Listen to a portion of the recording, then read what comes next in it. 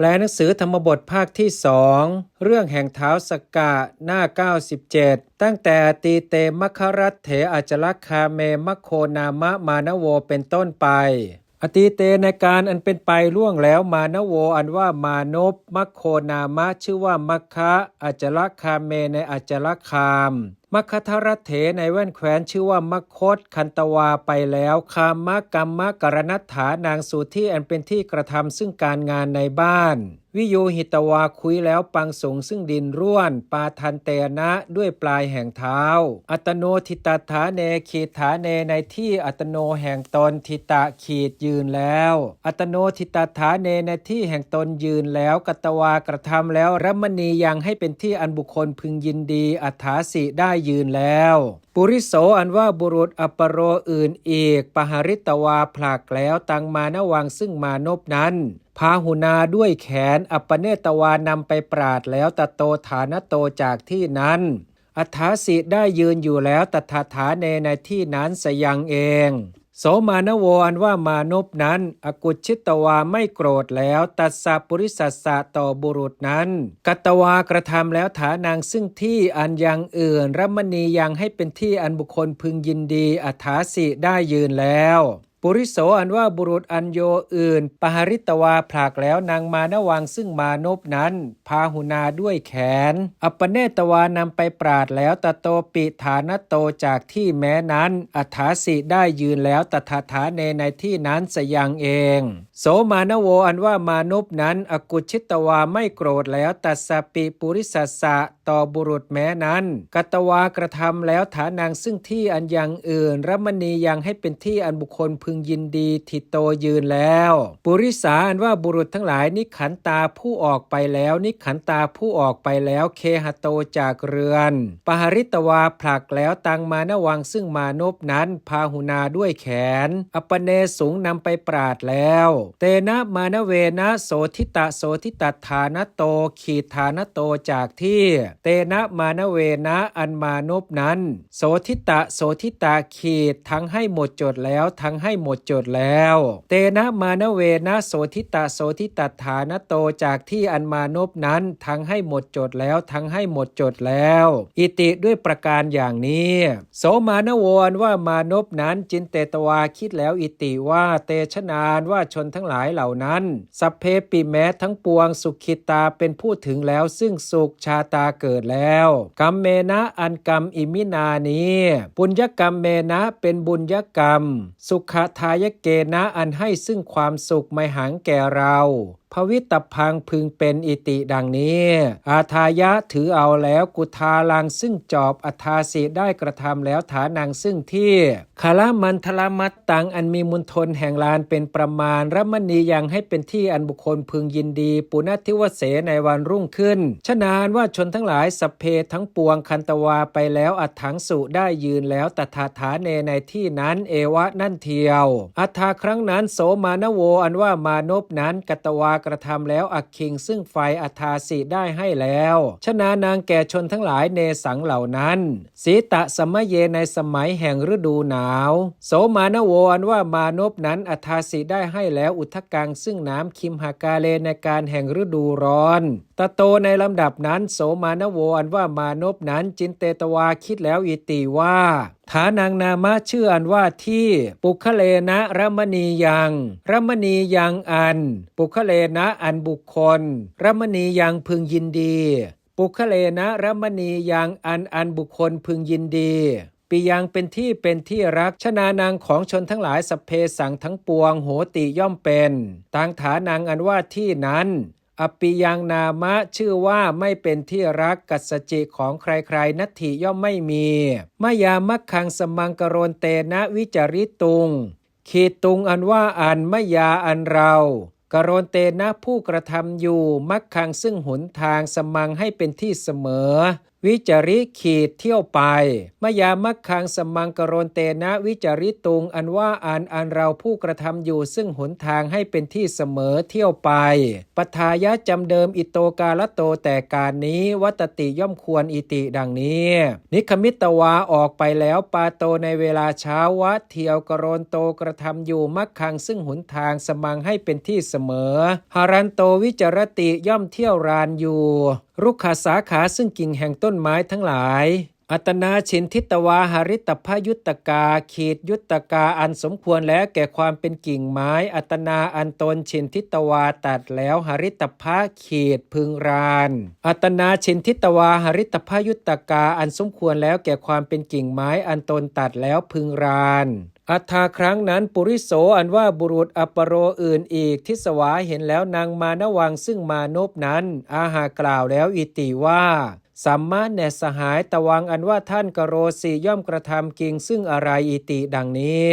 โสมานโวอันว่ามานพนั้นอาหากล่าวแล้วอิติว่าสัมมาแนสหายอาหางอันว่าเรากโรมิย่อมกระทำมักขังซึ่งหนทางสักขะคามินังอันเป็นเหตุไปสู่สวรรค์โดยปกติไม่หังเพื่อเราอิติดังนี้ปุริโสอันว่าบุรุษอาหากล่าวแล้วอิติว่าเตนะหิท่าอย่างนั้นอาหังปิแม้อันว่าเราสหายโยเป็นสหายเตของท่านโหมิจะเป็นอิติดังนี้โสมานโวอันว่ามานพนั้นอาหากล่าวแล้วอิติว่าสัมมาแนสหายตวังอันว่าท่านสหายโยเป็นสหายเมของเราโหหิจงเป็นเถิดสักโคนามะชื่ออันว่าสวรรค์ปิโยเป็นภพเป็นที่รักมนาโปเป็นภพเป็นที่ยังใจให้เอิบอาบชนานางของชนทั้งหลายพหูนางมากโหติย่อมเป็นอิติดังนี้ชนานว่าชนทั้งหลายเทเวสองอเหสูงได้มีแล้วปทายะจำเดิมตโตกาลโตแต่การนั้นปุริโสอันว่าบุรุษอปโรปิแม้อื่นอีกทิสวาเห็นแล้วเต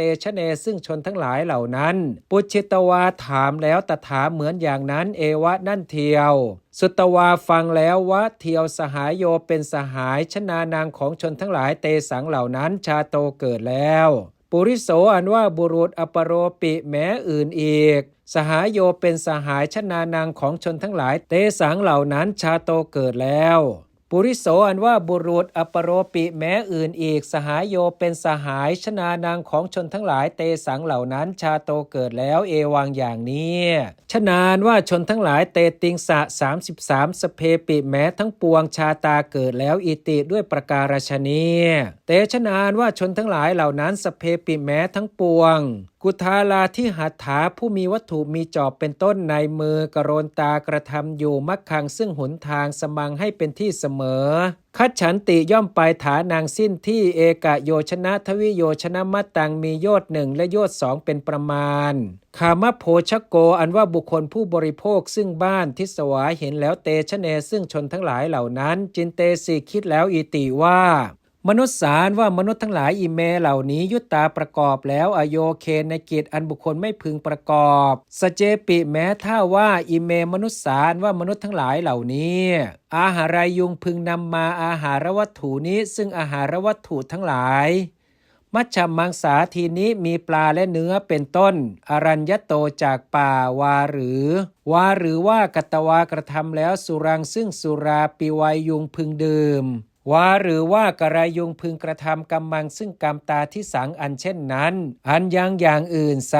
อหังปิแม้อันว่าเราละภัยยังพึงได้วัตถุซึ่งวัตถุกินจิอะไรอิติดังนี้อัฏฐาครั้งนั้นโสคามโภชโกอันว่าบุคคลผู้บริโภคซึ่งบ้านนั้นปุคลังยังบุคคลปโกสาเปตวาให้เรียกมาแล้วชเนซึ่งชนทั้งหลายเนเหล่านั้นปุชิตถามแล้วอิติว่าตุมเหอันว่าท่านทั้งหลายกโรนตาวิจารถะย่อมเที่ยวกระทำอยู่กิงซึ่งอะไรอิติดังนี้เตชะนานว่าชนทั้งหลายเหล่านั้นอาหังสุกล่าวแล้วอิติว่าสามิข้าแต่นายมายังอันว่าเราทั้งหลายกโรนตาวิจารามะย่อมเที่ยวกระทำอยู่สักขมักคังซึ่งหนทางแห่งสวรรค์อิติดังนี้โสคามโภชโกรว่าบุคคลผู้บริโภคซึ่งบ้านนั้นอาหากกล่าวแล้วอิติว่า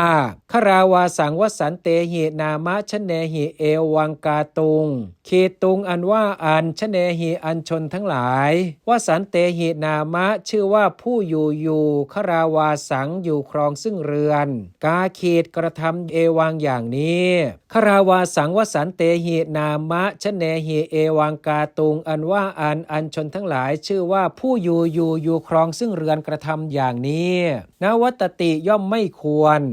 คราวาสังวสันเตหินามะชเนหิอรัญญโตมัชฌะมังสาทีนิอาหารวัตถุนิอาหาริตุงขีตุงอันว่า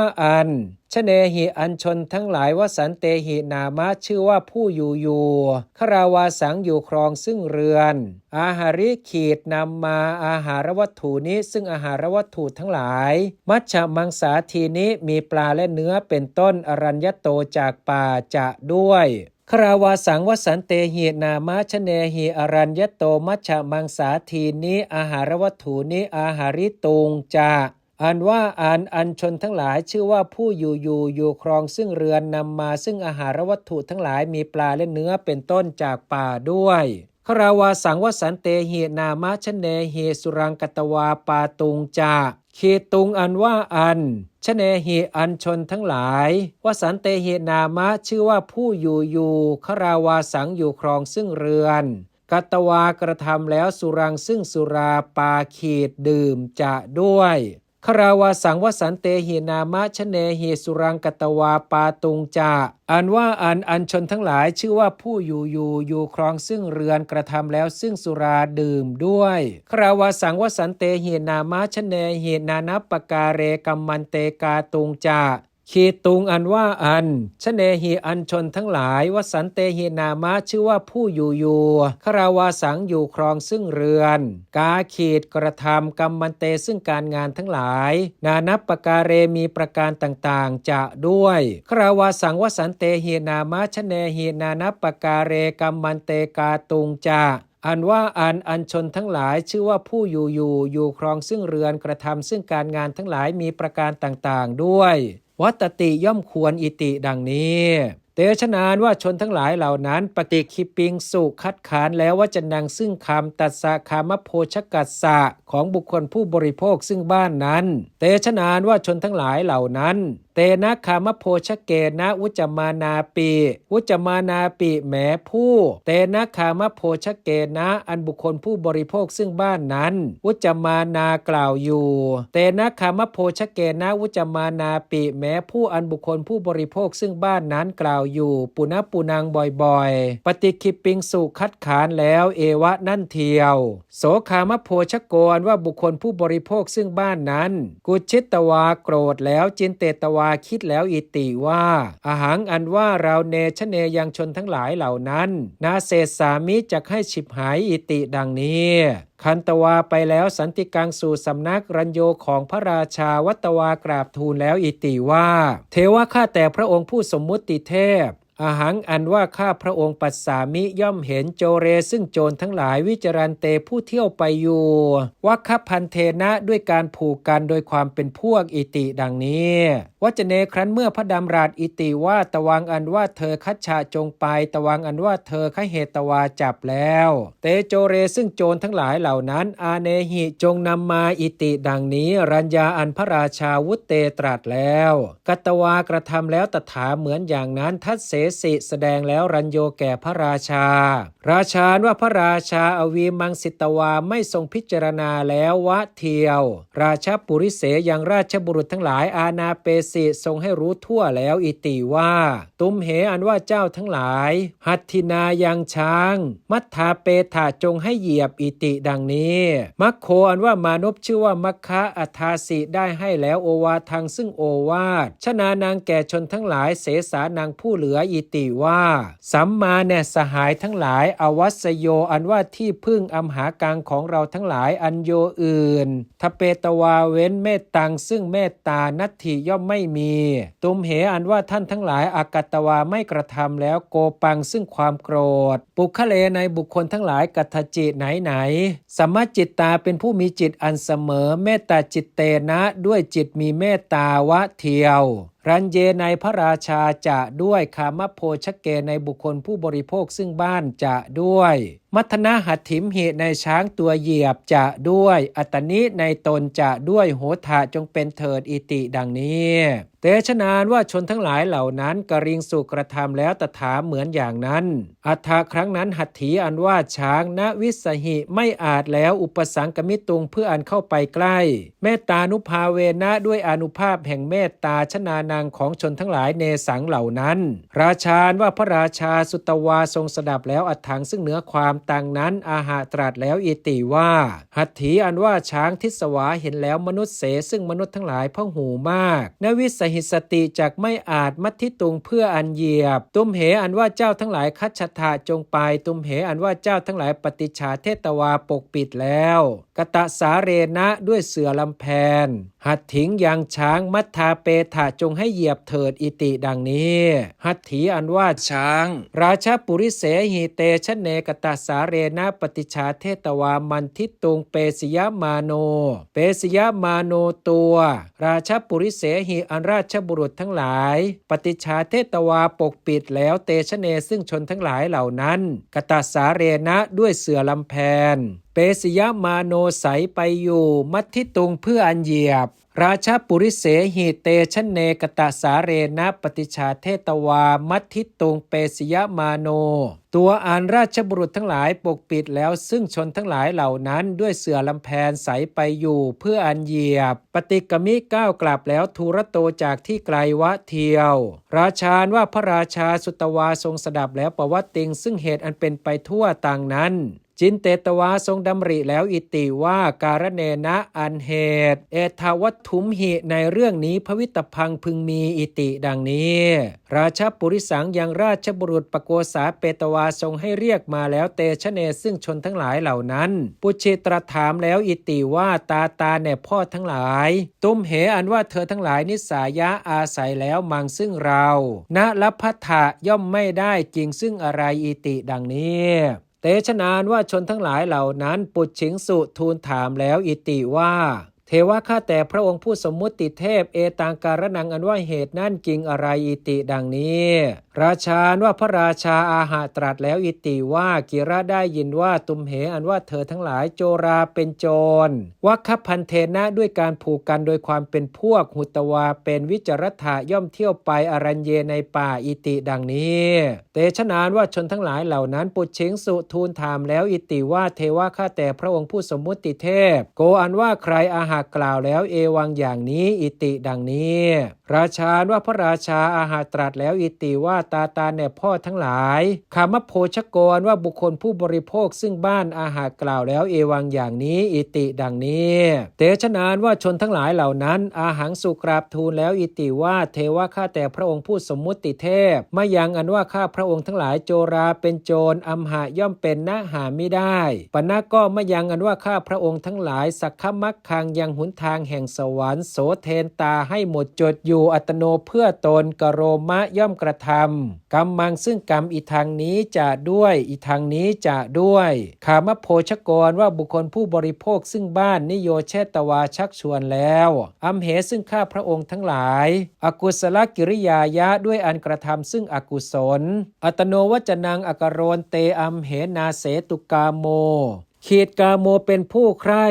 ขีดตูงขีดเพื่ออันอัมเหยังข้าพระองค์ทั้งหลายอกโรนเตผู้ไม่กระทำอยู่วจนังซึ่งคำอัตโนของตน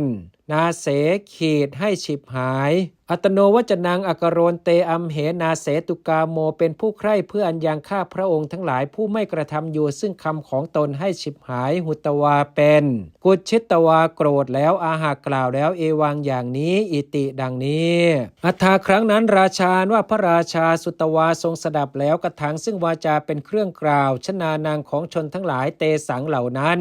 โสมนัสสัปปัตโตเป็นผู้ทรงถึงแล้วซึ่งความโสมนัสหุตวาเป็นอาหาตรัสแล้วอิติว่า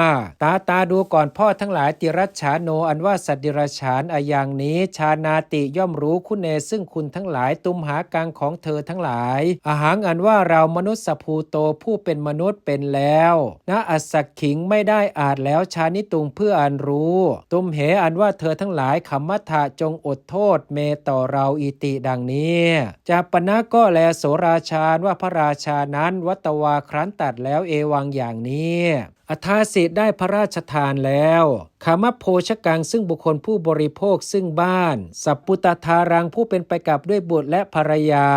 กัตตวากระทำทาสังให้เป็นทาสชนานางของชนทั้งหลายเตสังเหล่านั้นจะด้วยอทาสิทธิ์ได้พระราชทานแล้วหัดถิงซึ่งช้างต่างนั้นกัตตวากระทำอโรหณียังให้เป็นช้างอันบุคคลพึงขี่จะด้วยอทาสิทธิ์ได้พระราชทานแล้วตังคามังซึ่งบ้านนั้นกัตตวากระทำปริโภคังให้เป็นเครื่องใช้สอยยถาสุขขังตามสบายจะด้วยเตชะนานว่าชนทั้งหลายเหล่านั้นวัตวากล่าวแล้วอิติว่าอานิสังโสอันว่าอานิสงส์ปุญญสะแห่งบุญโนอันเราทั้งหลายที่โถเห็นแล้วอิทธะอัตภาเวในอัตภาพนี้เอวะนั่นเทียวอิติดังนี้ปัสสันนามนัสสาเป็นผู้มีใจเลื่อมใสแล้วพินโยโสโดยยิ่งมัตตายะโดยประมาณหุตวาเป็นอารุยหะขึ้นแล้วหัดถิงสู่ช้างต่างนั้นวาเรณะโดยวาระคัดฉันตาไปอยู่มันตะยิงสู่ปรึกษากันแล้วอิติว่าอิธานิในการนี้ปุญญังอันว่าบุญอติเรกตรังอันยิ่งกว่าอัมเหหิอันเราทั้งหลายกาตพังพึงกระทำอิติดังนี้เตชะนานว่าชนทั้งหลายเหล่านั้นอาหังสุกล่าวแล้วอิติว่ามะยังอันว่าเราทั้งหลายกโรมาจะกระทำกิงซึ่งอะไรอิติดังนี้เตชะนานว่าชนทั้งหลายเหล่านั้นอาหังสุกล่าวแล้วอิติว่ามะยังอันว่าเราทั้งหลายกริสามารถจะกระทำวิสัมมนัสสาลังซึ่งศาลาเป็นที่พักผ่อนมหาชนัสสะของมหาชนกัตตวากระทำถาวรังให้เป็นของมั่นคงจาตุมมหาปเทในหมวดสี่แห่งหนทางใหญ่อิติดังนี้เตชะนานว่าชนทั้งหลายเหล่านั้นปุคลังยังบุคคลปโกสาเปตวาให้เรียกมาแล้ววัฏกิงซึ่งช่างไม้ปัทเปสูงเริ่มตั้งแล้วศาลังซึ่งศาลาปณะแต่ว่าเตชะนานว่าชนทั้งหลายเหล่านั้นณอัตถังสุไม่ได้ให้แล้วปัตติงซึ่งส่วนบุญศาลายะในศาลาตัสสานั้นมาตุคามานางแก่มาตุคามทั้งหลายอัตโนมาตุคาเมสุวิคตัฉันทตายะเขตายะเพราะความที่อัตโนแห่งตนวิคตฉันทะขีดเป็นผู้มีความพอใจไปปราดแล้วมาตุคาเมสุในมาตุคามทั้งหลายอัตโนมาตุคาเมสุวิคตัฉันทตายะเพราะความที่แห่งตนเป็นผู้มีความพอใจไปปราดแล้วในมาตุคามทั้งหลาย